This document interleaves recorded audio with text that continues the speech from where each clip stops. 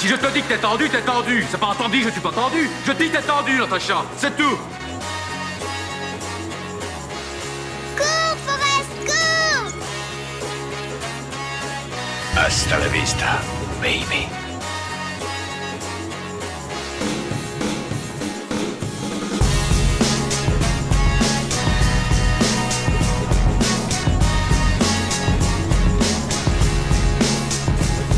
Bonjour à tous, soyez les bienvenus dans cette nouvelle édition de Paroles de Cinéphile. Je suis très heureux de vous accueillir dans votre émission d'actualité 100% cinéma dans le Frame Club.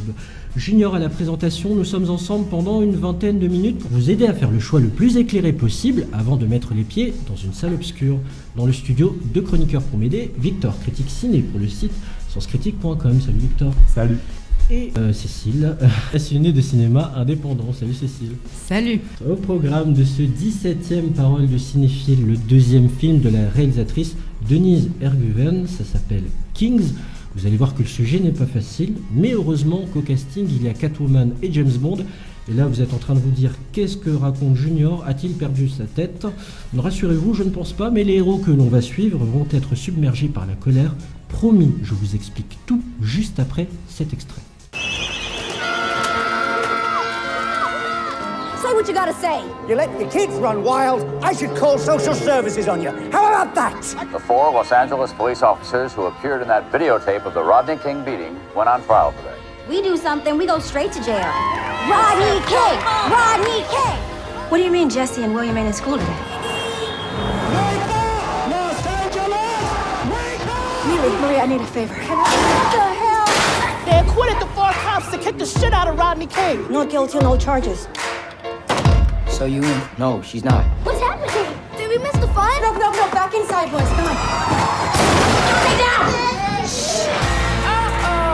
Let's make him feel. There's a cop running around with a gun. Where? Smell the house for some kids. I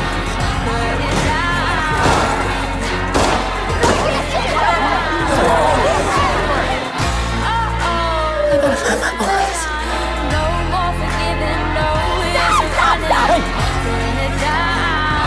Get in the car!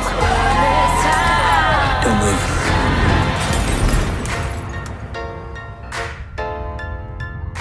Kings, sorti depuis le 11 avril dernier, Denise Gamze Erguven, j'espère que je prononce bien son nom, au casting à Libéry, Daniel Craig, d'où le Catwoman et Batman dans l'intro, vous l'aurez compris.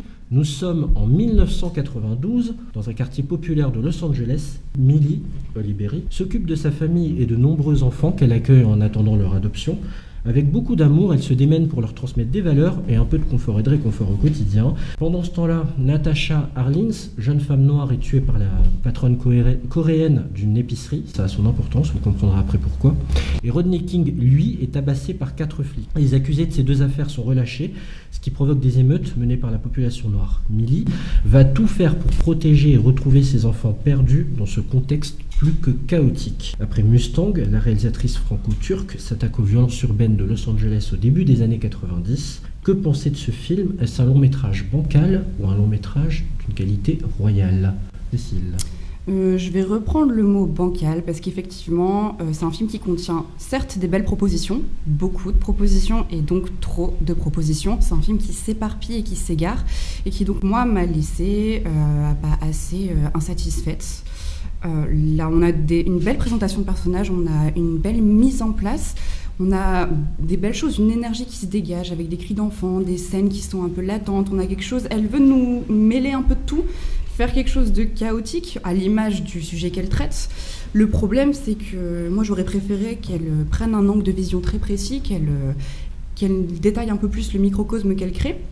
Parce que finalement, moi, certes, j'ai l'impression d'un chaos confus qu'elle veut rendre, mais le problème avec ce chaos, c'est qu'il me reste très lointain et au final, le film me touche très peu. C'est vrai qu'on reste assez extérieur, c'est ce que j'ai ressenti. J'avais du mal à vraiment m'attacher au personnage. Est-ce que toi aussi, Victor, tu as eu ce sentiment-là ou au contraire, tu es rentré pleinement dans ce Kings? Bah pour le coup, moi j'y suis rentré parce que j'ai trouvé une narration assez éclatante et éclatée. Parce que la réalisation, moi, elle m'a fait entrer dans le film. À savoir que c'est des sujets assez compliqués. Une histoire vraie, évidemment, donc il y a tout un contexte qui s'y installe, et pour autant on y est assez extérieur parce qu'on suit une personne qui a une famille, on peut appeler ça une famille de toute manière, avec la famille d'adoption menée par Ali Berry, Et au final, le fait de voir le contexte historique de loin lui donne plus de poids, je trouve. Tu soulignais le fait qu'il y avait trop de propositions. Mais justement, il y a beaucoup de propositions parce qu'on les voit toutes de loin. Moi, je trouve que le personnage d'Halle Berry, et donc avec tous les enfants, évidemment, elle est éclatée entre plein de trucs parce que tous les enfants ne réfléchissent pas pareil. Les deux plus grands, il y a Jesse et l'autre, c'est William. C'est clairement Mufasa et Scar dans Le Roi Lion, à savoir qu'il y en a un qui réfléchit et l'autre qui l'est pas du tout. Et donc forcément, elle se scinde en 2, puis 3, puis 4, puis 5, parce que les soucis abondent à un endroit à Los Angeles à cette époque.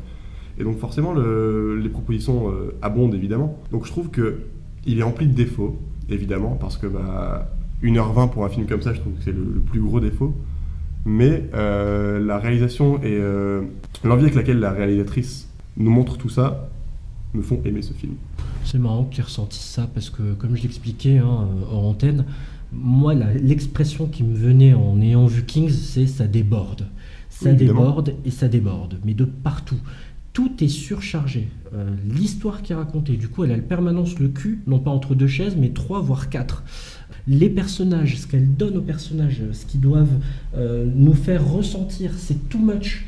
Du coup, il n'y a pas de sincérité. Au lieu d'aller chercher quelque chose, pour le coup, de plus minimaliste, façon Dans la brume, elle a tellement surchargé ses personnages, tellement surchargé son histoire, tellement surchargé l'illustration de ce qu'elle veut nous expliquer, que on n'arrive pas à s'attacher. Elle a le cul entre plein de choses, et c'est vraiment dommage, parce que je pense, et c'est pour ça que je le sauverai, ce film, c'est qu'il est fait avec pardon d'expression, j'en ai pas d'autre sous la main, c'est qu'il est vraiment fait avec les tripes et il est vraiment fait avec le cœur. Ça, j'en doute à aucun moment. Oui, Victor. Oui, évidemment, et je pense que tu vois les choses comme beaucoup de gens, Junior, à savoir que ça déborde, du coup tu vois ce qui a été renversé du verre. Mais à savoir que si le verre déborde, c'est qu'il est plein quand même. Et du coup il y a beaucoup de trucs à voir dans ce film. Il y a trop de trucs. Elle n'a pas réussi à ciseler, à dessiner les contours précis de son œuvre. Je vais prendre une image toute simple. Vous voyez Cristiano Ronaldo, il a une statue qui a été extrêmement mal faite à son effigie, qui a été extrêmement mal faite, une première version. Et une nouvelle, l'auteur de ça a été une risée totale. Il a dû se rattraper et faire une nouvelle statue qui est plus proche du visage de Cristiano Ronaldo. Et là c'est pareil. Je trouve que les contours qui ont été dessinés sur ce film sont très très mal faits et malheureusement on ne s'attache pas. Et c'est lourd surtout, c'est lourd sur 1h25. Cécile. Et donc justement pour reprendre ce côté débordant, et pour faire un parallèle avec son premier film Mustang, je pense que la réalisatrice, elle a cette envie, ce besoin, cette envie de cinéma, de créer quelque chose de justement où il y a trop d'énergie, où c'est chaotique, où on en veut, on en met dans tous les sens. Et le problème, c'est pas tant justement cette énergie qui déborde, parce que ça pourrait peut-être un jour, avec le temps, parce que c'est que son deuxième film, quoi, c'est normal qu'il y ait encore des défauts après ça. Elle va se calmer. Ouais. Peut-être qu'un jour, elle arrivera à aboutir à la vraie proposition qu'elle veut nous vendre. Mais là, donc, ce que je pense qu'il faudrait qu'elle fasse, c'est pas tant forcément de réduire les histoires ou de se concentrer, c'est également de créer des histoires de qualité. Parce que pour moi, on a 2 histoires parallèles. On a celle du triangle amoureux adolescent, que moi j'adore. On a des personnages poignants qui sont très jeunes, très vifs d'énergie. Et à côté de ça, je sais pas quel est votre avis là-dessus, le duo Daniel Craig et Halle Berry, il m'a un petit peu moins transcendé. Puis la scène du lampadaire, j'étais plus dedans, quoi. Oui, on va y venir justement à ces émeutes et la place. En fait, il y a des émeutes de la population noire justement, de par les histoires que je vous ai racontées. Qu'est-ce que vous avez retenu, vous, de cette façon de filmer les émeutes et d'y imbriquer ces tranches de vie des personnages? Qu'est-ce que vous en avez retenu d'à la fois positif et négatif? Le côté positif, c'est que, c'est ce que j'expliquais au tout début, c'est qu'on y est extérieur, à savoir on y rentre par le prisme des personnages qu'on nous montre au début du film. Mais le côté négatif, c'est que le film il est vendu comme une explication de ce qui s'est passé. Et du coup, il y a tellement de choses que ça passe au second, voire troisième plan, et qu'on n'en parle quasiment pas du tout. Donc c'est juste didactique. On voit quelques scènes à la télé, des scènes d'archives où on voit le procès, puis le résultat du procès, et point final, les émeutes débutent, et c'est tout, l'histoire reprend. Hein. C'est presque un événement déclencheur, plus que le fil rouge du film. Voilà, c'est ça qui est vraiment dommage, c'est que elle a j'ai lu qu'elle avait ce projet depuis longtemps de s'attaquer à ces émeutes, et au final, en faisant ce film, elle avorte ce sujet. Et certes, elle va nous donner des archives sonores, des archives vidéo, donc elle va vraiment imbriquer ce thème, ce fait divers, mais j'ai l'impression qu'elle ne fait que superposer une fiction et le côté très documentariste, alors qu'il faudrait qu'elle les fusionne, qu'elle les fasse cohabiter. Et pour moi, finalement, tous ces panoramiques de la ville de Los Angeles avec les archives en fond sonore, c'est des moments de latent, en fait. C'est moi, long, et ouais, c'est long. C'est très long. Un New York comme ça, vu du dessus, avec les archives qui s'incrustent, un peu comme dans des jeux vidéo dans lesquels on incruste le texte de ce que vous devez faire en fait sur le décor. C'est assez interminable, quoi. Et justement, pour illustrer ton propos, Cécile, c'est là où je te rejoins, comment dire ça ? J'avais l'idée, du coup je ne l'ai plus, ça va me revenir. Mais en gros, ça se traduit par les personnages eux-mêmes, et c'est ça qui fait monter la colère, qui regardent le procès de Rodney King, et de voir ces blancs s'en sortir, en fait. C'est comme ça qu'elle le traduit, mais il n'y a pas besoin de ça. Il suffit juste de les suivre, pour moi, directement plonger dans ces émeutes, quoi, et de voir comment ils vont s'en tirer. C'est ce parti pris-là que j'ai trouvé dommage. Pour en revenir au duo Star, Catwoman et notre James Bond, est-ce que ça match ? Est-ce que ça marche ? Non, du tout, parce que le personnage de Daniel Craig, pour le coup je te rejoins, il est bancal, parce que on comprend pas ce qu'il veut, à savoir... Comment l'écrire pour les auditeurs ? Il est sur la veine de ce qu'il a fait dans Logan Lucky, à savoir un personnage assez rustre, assez froid. Donc là, c'est le voisin du personnage d'Halle Berry. Et au début du film, on nous le montre presque comme un raciste qui est extérieur à tout ça. Puis au fur et à mesure, il se réchauffe, il se rapproche d'Halle Berry, etc., pour qu'ils aient finalement une relation. Mais on n'y croit pas une seule seconde, parce qu'un virement comme ça, en général, vu comment on nous le présente, c'est un racisme ancré. On peut pas le sortir comme ça, c'est pas un dessin animé. Donc, j'y crois pas. Ça, pour qu'ils se réchauffent, ils vont se réchauffer. Clairement. Mais puis gratuité de cette relation, qu'est-ce qu'elle vient nourrir au niveau de ce fait divers, au niveau des émeutes, au niveau de la tension. Au final, on a l'impression que c'est une digression tout au long du film, alors que je vais revenir à... Alors que ce qui permet de lier histoire collective, histoire singulière et intime et tout ce qui est plus grande histoire, c'est les adolescents qui vont pouvoir faire ce lien en fait, avec cette scène qu'on adhère ou qu'on n'adhère pas, où finalement le drame va se produire du côté des adolescents, là où finalement on est ramené du côté de l'humour avec un Daniel Craig qui fait son show. Donc c'est assez... Et Halle Berry dans tout ça ? Elle joue très bien, mais je pense que vu que le scénario est éclaté, elle l'est aussi. Elle doit jouer une mère protectrice d'un côté. Elle était dans le surjeu, franchement. Dans les scènes avec Daniel Craig, oui. Avec les enfants, ça allait, parce que on voyait qu'elle était comme une mère poule, oui, maternelle, tout à fait. Alors qu'avec Daniel Craig, c'était plus une fille de 18 ans qui a un penchant pour un mec. Ça se résume à ça, il n'y a pas plus. Tu parlais justement des adolescents et de leurs histoires. Et des enfants d'ailleurs, on va parler des ados et des enfants. Les ados, notamment l'aîné de la fratrie, son incarnation et sa trajectoire dans le film, est-ce qu'elle vous a plu ? Parce que vous voyez comment il y a beaucoup de choses imbriquées dans ce film. On a parlé d'Halle Berry, de Daniel Craig, de la relation entre les deux, mais aussi les adolescents et les enfants qui ont une certaine place. La place des ados dans tout ça, est-ce qu'elle est bien façonnée ?